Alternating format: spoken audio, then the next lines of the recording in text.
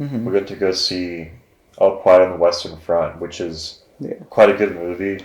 Yeah, I've been talking about this movie like for a while. I was lucky enough to see it in theaters, as opposed to like it's interesting. Cocaine Bear came out in theaters, and All Quiet is like a streaming movie. I didn't Yeah, even know. which is not really the best way to watch it. Mm-mm.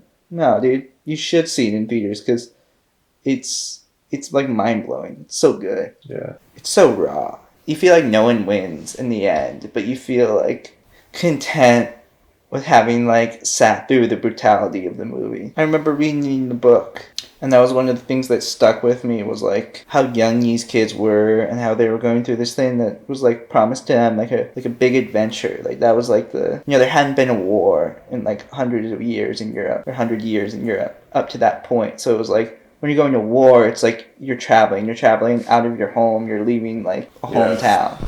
That promise is like quickly broken when they get into like real live combat and war and just how fucked up it is in the trenches. They're just like so wet and they're just trying to go a couple inches and just people are getting fucking mowed down by machine guns. Mm-hmm.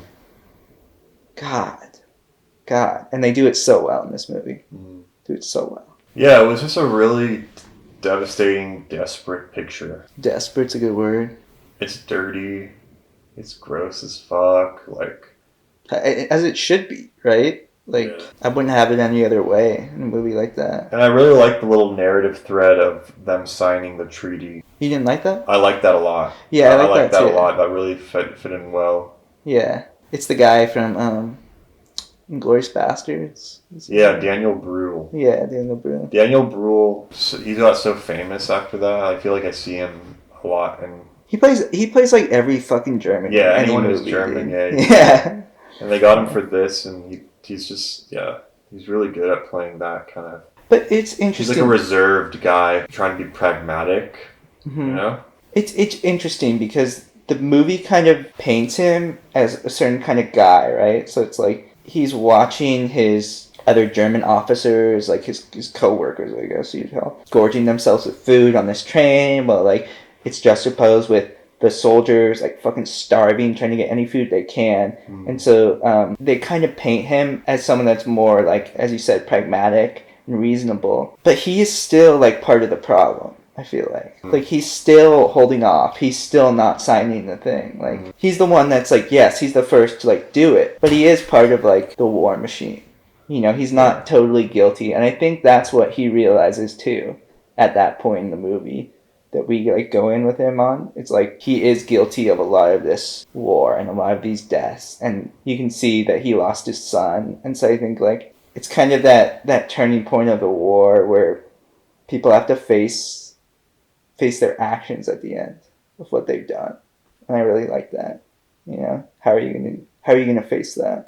And the main character, Paul, feel bad for him. But that's like any dude in war, you know? Yeah, it was a really come and see type movie, for sure. It was. In this movie, I feel like they kind of not necessarily villainize the French, but definitely like portray them as like hard to work with, not doing what they can to end the war. Yeah, you know? It definitely has it's an all over anti-war film because it's from the perspective of the German soldiers, and you kind of feel like when the guy's going on a rampage in the trenches that you're kind of like, yeah, like fucking get him, you know what I mean? Like you're on this guy's side even though he's on the German side, which is like in history the way it was taught to us. Even with World War One, I feel like the Germans were still the bad guys because us Americans, we fought the Germans in World War One and World War Two, so it's a different narrative where we're kind of cheering for this German soldier. Yeah. Who was the enemy. You could like predict the lasting impact after the treaty was signed that would led to World War II, you know? What do you mean? The resentment of the French. Mm-hmm. You kind of see that happen in the end of this movie.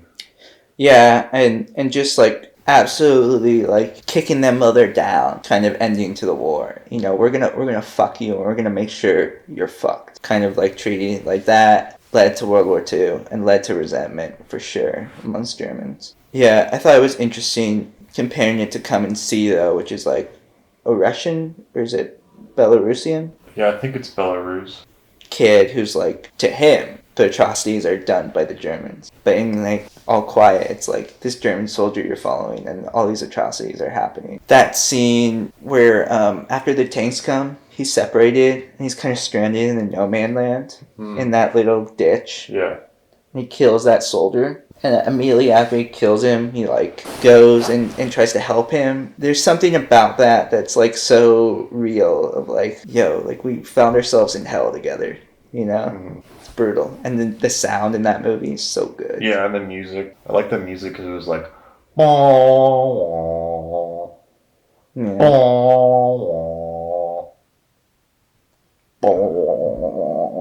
yeah.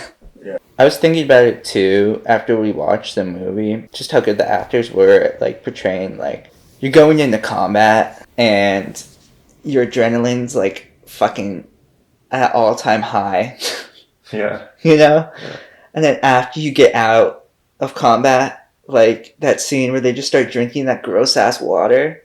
Oh, and they're just like trying to get like any little bit of like food they can just because they're probably fucking crashing so hard, dude. They're probably like so like, ugh. Yeah, and then the part where they eat the eggs. Ugh. Yeah. Ugh.